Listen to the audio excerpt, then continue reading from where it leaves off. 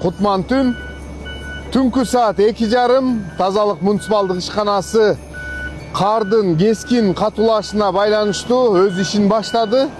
Азыр биздин шаарыбыздын өйдө жагындагы жолдор тайгак болуп баштаганына байланыштуу биз туз себүү иштерин баштадык.